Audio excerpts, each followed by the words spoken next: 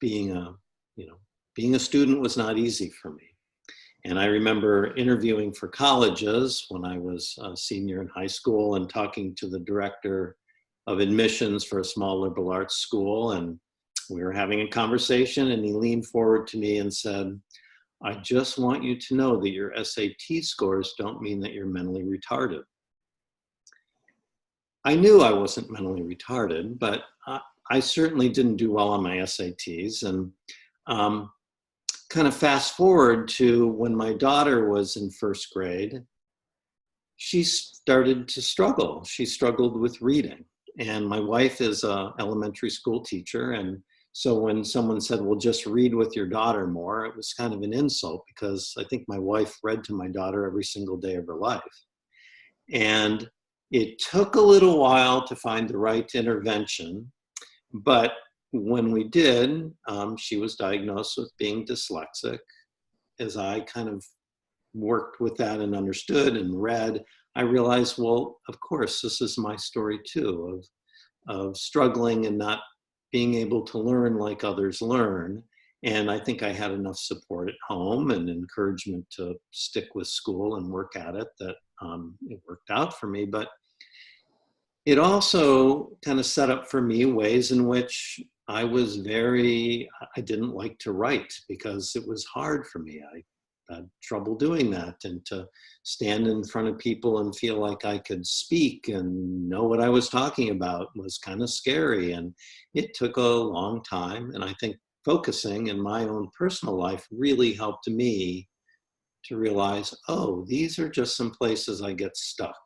And if I can be with that uncomfortable, shaky feeling or some of those fears, I can take steps to do a little more and feel a little more confident and bring my voice forward. And that's been a slow process, but that's an area where focusing has really helped me. And of course, there's people with far greater trouble.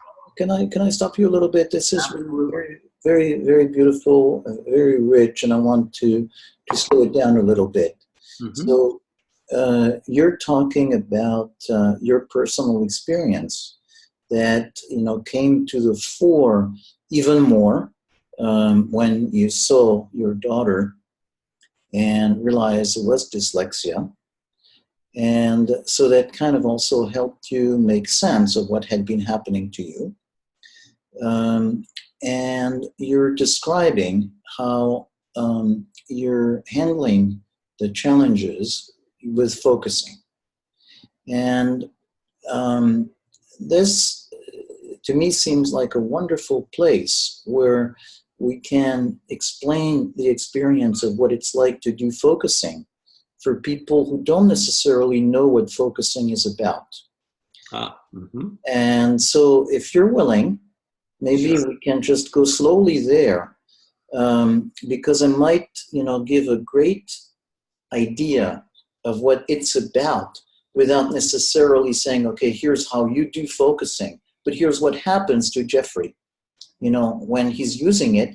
And the context you describe is you say, this is a challenge, this is difficult. And so part of the context in which you're doing the focusing is kind of a slowing down in order to be able to get a little bit more of a grip in the moment and to potentially go a little farther than you would if you were just in automatic pilot. Yes. So this being said, do you want to kind of describe either a specific moment or an archetypal example of that? Sure. Well, I'll give a simple, I think, example, and it's not one that's too long ago. So I teach focusing, and I usually do that in a weekend format here in my studio. And I was getting ready for a workshop a couple of years ago or so.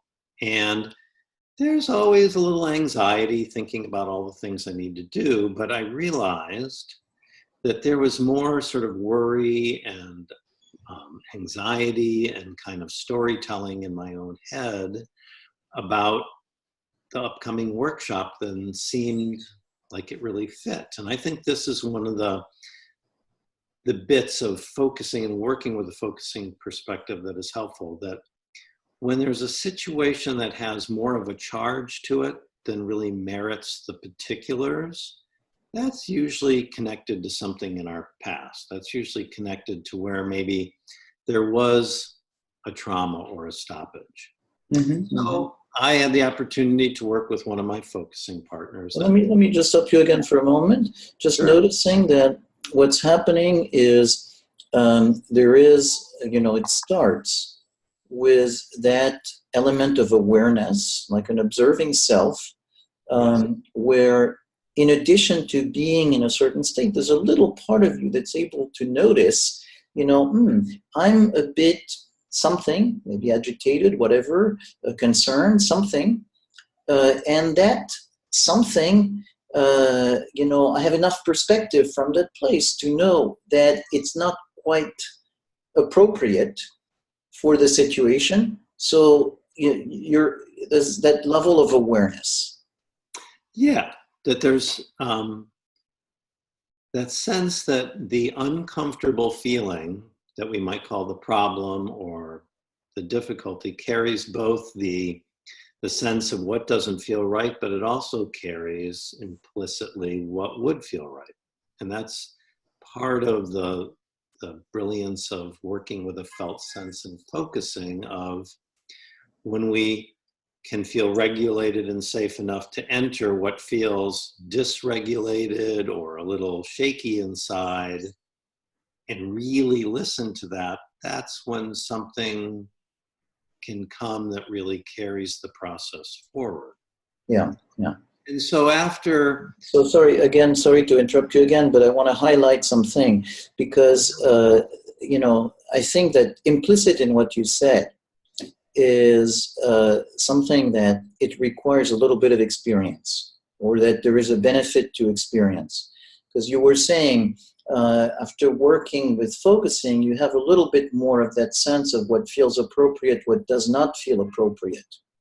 So there is something where, as you have done more focusing, you have developed a database which gives you the ability to refer to that internal database in order to have a sense of what might be appropriate and what is not. And I'm saying that just because potentially somebody who listens to that might say, oh, I don't have that impression, or I couldn't do it. And so in a way, we want to tell people, if you don't do it at first, it's not that there's something wrong with you or you can't do it, but it takes some doing it in order to develop that ability. Absolutely, and I think that's a key place where we sit with what is uncomfortable and we listen to it. And most people can, take a step back and observe and be with that. But then there's this place where sometimes we just have to pause and wait for something more to come. And that is a really different kind of experiencing, because it just sometimes feels like there's not an answer, nothing comes quickly, it's just kind of a blank space.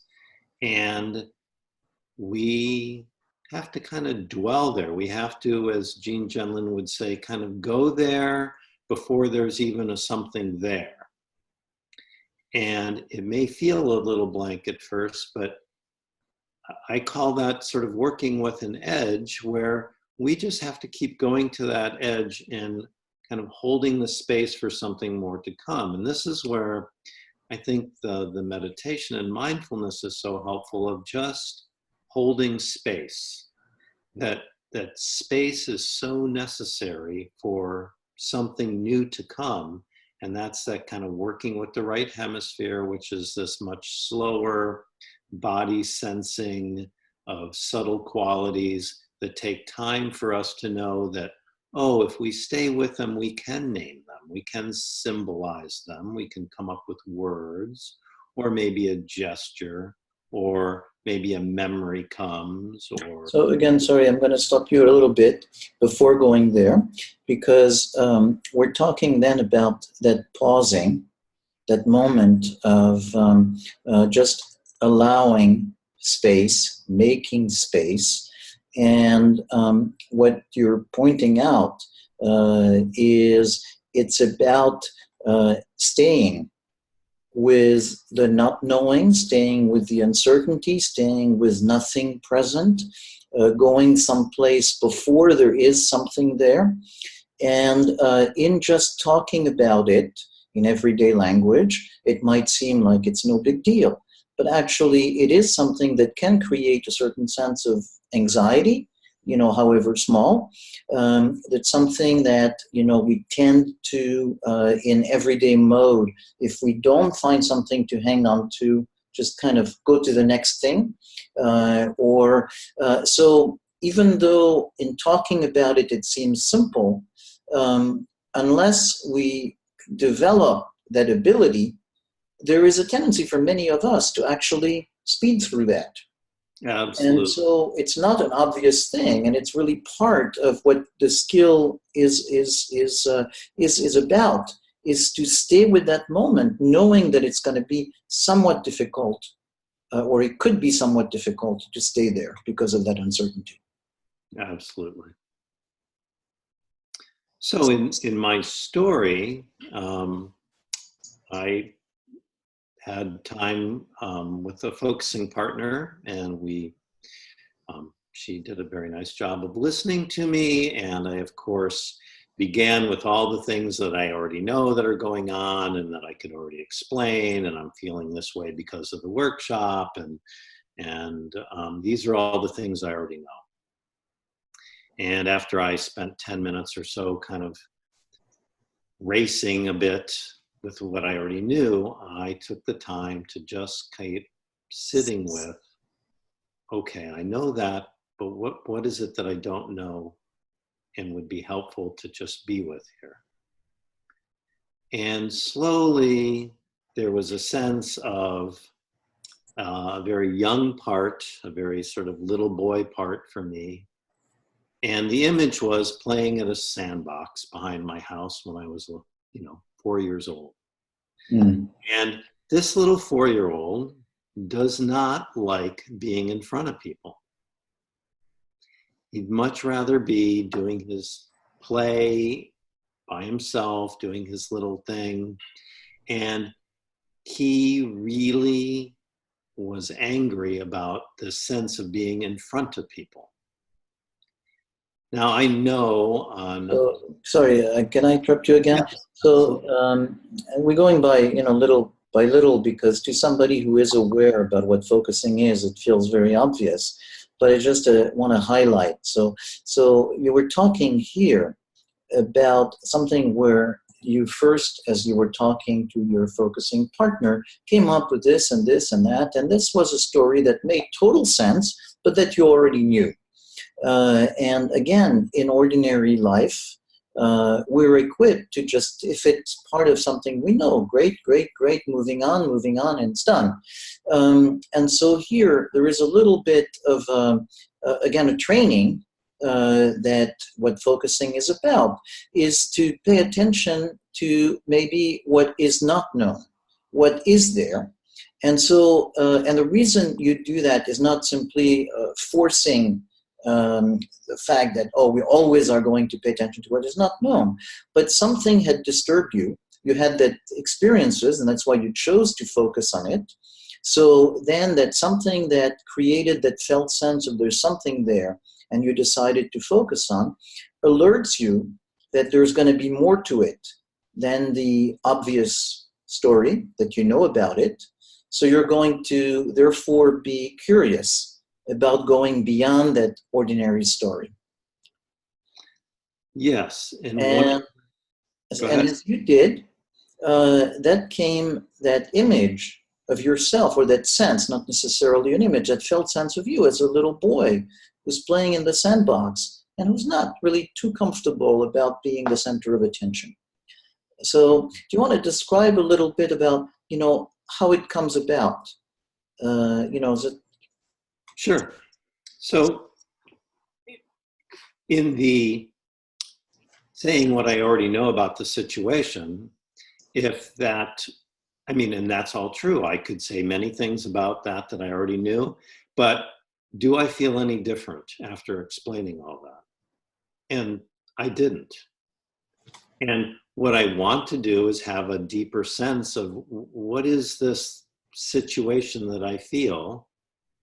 And if all the explanation doesn't really do anything other than describe what's on top, it doesn't make any difference in here in my body, well, then I have to kind of pause and really sense, okay, I've said all that. I can set that aside.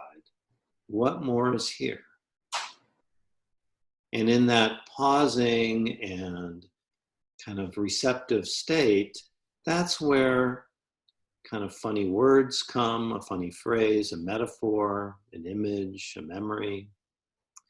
And that, and so for when my image of this little boy playing in a sandbox, it's like, oh yeah, that one, that aspect of it feels painful to be in front of people. Yeah. It's a painful to be in front of people when I was in school. And I mean, I think I'm a shy person in recovery, and I'm naturally introverted, and with some of my learning issues and starting school a little early, it was always being in front of people is uncomfortable. So again, I'm using a slowing down moment. Um, um, the image comes of that little boy, and without, the kind of skill that we develop in focusing, we might say have that image, and then say, oh yeah, little boy, and then move on. And what you just described is actually staying with that image or that sense of the little boy, and continuing to observe it, so that it's not just okay, gone, but you're observing it, and then it's not just kind of a neutral observation, but there is also kind of an invitation to all kinds of interaction with it. And so it's even though you could say it's a sort of contemplative process, it's far from a passive process, because there's a lot of processing that goes on there, and that you just and you provided a great example of it, by describing what was happening inside. Yeah, and when I teach meditation and focusing, I do a little comparing and contrasting of kind of the two modes of experiencing. And what they have in common is being able to step back from our experience and observe it.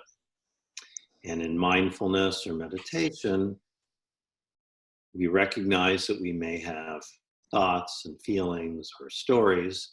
And once I sort of realize that, I come back to my body, my breathing, and I let those go. But in focusing, it's a situation in which, oh, there is this particular situation and I want to interact with it. I also, I don't want to be in it. I want to step back a little bit, but then that allows me to have a relationship with it and really listen to it from its perspective. So sorry, I want to again highlight this. So a big difference, while there is some similarity between meditation and focusing, we could say one difference would be that in meditation, you want to kind of step back from the experience. But in focusing, you're describing a sense of interaction with the experience. Yes. And very relational. Yeah, very relational. Yes. And this is one of the things that can make it difficult, because those who have experienced great interruption in relationships also find it difficult to trust their relationship with themselves and believe that's something that they can really trust. So I think that's a lot of the work, is working on this relational aspect of me with the client with their own experience, the client and I keeping their experience company, because that little boy or that past experience holds something about both the problem and the solution. Yeah.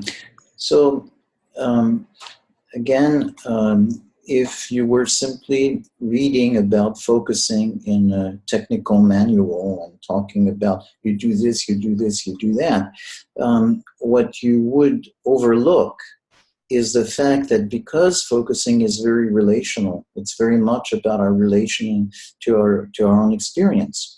It also carries within it all the effects of what has happened to us relationally and the notion of trust that we can have vis-a-vis ourselves, vis-a-vis our own experience. So that that stage of paying attention, contemplating the sense we have of something and staying with it and making sense of it is actually also something that involves a lot of trust, relationality, emotions, and a lot of our past, as opposed to simply being some kind of a neutral operation. Absolutely. And so in really listening to the little boy, in my experience, there was this, kind of big sense of don't put me in front of people. And so I listened to that, and in some way, okay, I get that. But there's also something more about what that aspect of me really needed. Because of course I'm going to do the workshop. So how do I do the workshop as me, Jeffrey Morrison, adult that's very capable of teaching a focusing workshop and honoring this aspect of my experience? So again, sorry, I want to stop you there, because again, the beauty of it here is this is about insights, but insights are not divorced from life. And it's actually the beauty of this process is it's about I'm more in touch with what's happening and what is my next step in life? How do I use that in terms of doing something in my life or not doing something? But it's really, the whole process of focusing is based on a philosophy of process and interaction. So it's not about abstract knowledge, but it's about how am I going to use it? And so what you're describing is I'm very much in touch with this part of me that says, no, don't put me in front of people. But at the same time, there's a part that knows I'm competent, I'm an adult, I'm good at teaching focusing, I'm going to do focusing. So how am I going to respect both in order to carry forward my life? Yeah, and so there's a knowing right there that this part of me is not all of me. It's something that has a request there. And the request is not to be put in front. And so I realize that doesn't mean I'm going to not teach. It means that, oh, this needs something special. This needs, I'm not sure yet. And as I sit there, the image came of a small chair that's been handed down in my family that would fit, a 1 or 2 year old, maybe a 3-year-old in size. And what came was that I could place this chair kind of next to and behind where I sit, where I teach, and that young part of me could be present, because he really doesn't want to miss what's going on. He just doesn't want to be out in front. And so literally the chair sits over there next to the chair I sit in when I teach. I'll teach this weekend, and that little chair is right there. Yeah. And that small young aspect of myself gets to be there and kind of listen, but doesn't need to be out front. Yeah. That my adult self, my bigger self, is free to do what I need to do in terms of teaching. Yeah, yeah. So um, here you were faced with that problem of what do I do, and a dilemma, because there's two parts, and each has different needs or obligations or purposes. And the attitude about resolving the conflict is not one of making lists of pros and cons or trying to deduce something in a logical way, but to sit with it. And it's that sitting with it in that mindful place that allows for something to emerge. And at first, that something is not necessarily very clear. It's that little chair that's been transmitted in your family. And then, as you stay with it, something starts to make sense. That having that little chair behind you, very present but behind you, is a way that the little part can be present without being in the forefront, and that the relationship between the two parts can actually be managed in a way that both are respected, that there is functionality, but without forcing anything, and in a way having found a way of healing and paying attention to both needs.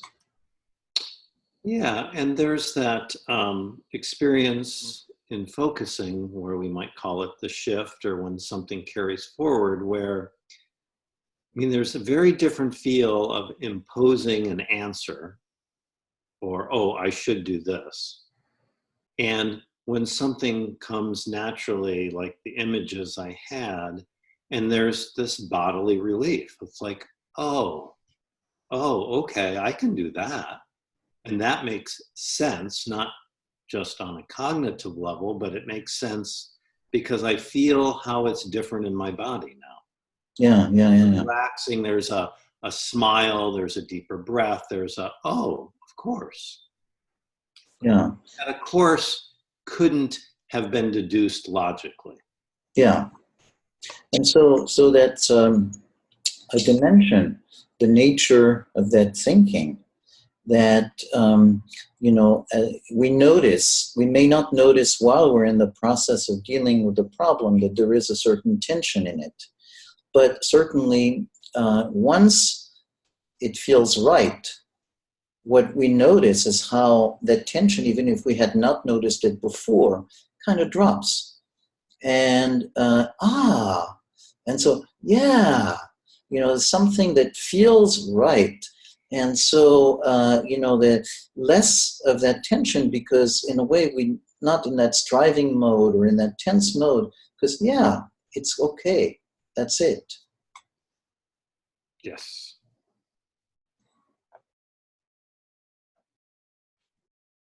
So I think that story of mine is a good example. It's a simple example, but even when there are much more complex kinds of situations, it's the same kind of process. And that there is, clients sometimes will say, well, why should I talk about the past? It's already over. I've talked about it before. But they usually have just explained a story. There's the way that a situation still lives in them, where experience has not fully been processed. And that when we dip back into that, something can come that's not just about back then, but it applies to their current situation that they're struggling with. Yeah. And so you had a very nice phrase. You say something still lives in them. Yes. And so in the example you just described, you certainly have been aware of the dyslexia, of a certain shyness, of not wanting to be at the forefront. So the issue itself, the historical issue in childhood, was not news to you. And what is happening is, even though you had amply processed it, those kinds of things still continue to affect us in some way. And what you have described in the process of focusing that we were going through right now is how something can still live in you, and a current difficulty, a current challenge is something where it's kind of coming back to the forefront, and that focusing approach that you described is a way that, instead of experience it as a roadblock that we don't quite understand, we can kind of dance with it and then make sense of it in the present moment and kind of feel freer to move forward. Yes. Yes. I was teaching last October the Advanced and Certification week-long through the Focusing Institute, and I did a presentation on wounds and gifts. And so one of the activities I set up was, finding a wound or a trauma or a situation which affected you, and looking for kind of what pulled you through that, or what you learned from that, whether there's strengths there. And one person had some difficulty. There was a lot of tears, remembering an incident where she had been attacked by a dog when she was about 3. And she came to me and we talked about it, and the next day we sat down, and she said, I know this happened to me. I've been able to explain the story before, tell the story, but yesterday all these feelings came that I had never felt before, that I, at least not since that incident happened. And I think this is true for a lot of us, that we can remember something or we have a story about it, but how it lives in us has not really had a chance to be worked through. And so we spent a little over an hour, and there was, more story and detail about the attack. And then there was this time where in her physiology, it really felt like she wanted to fight off the dog. And there was a lot of movement and that sort of carrying forward of the body and gestures. But what really came at the end was, oh, I don't need my parents to take care of me in the way that they do. I'm a stronger, capable person now and can rely on myself. And so there was a message kind of from back as a small child when she was attacked and had many corrective surgeries, that she really had to rely on others. And so what really came forward was this strength in the present moment of, oh, it feels different now. I'm capable and I can stand on my own. Mm-hmm, mm-hmm. And I think that's the kind of thing that we really want to help clients do, is find that strength, not just to go back to rehash something, but there's something there that wants to come forward in the current situation. So maybe that's a good way to end this, as we're focused on the experience of focusing. Of course, you do that as a therapist, but in this conversation, we focused on it as what happens as an individual, and noticing how that past situation, that past experience, still lives in us. And what you have beautifully described is how the process of focusing helps be in touch with that, but also lets it unfold in such a way as to find the appropriate response to the present moment. Yeah. And I wanted to see if that feels like the right way to put a handle to it, or if you want to put some different words to that.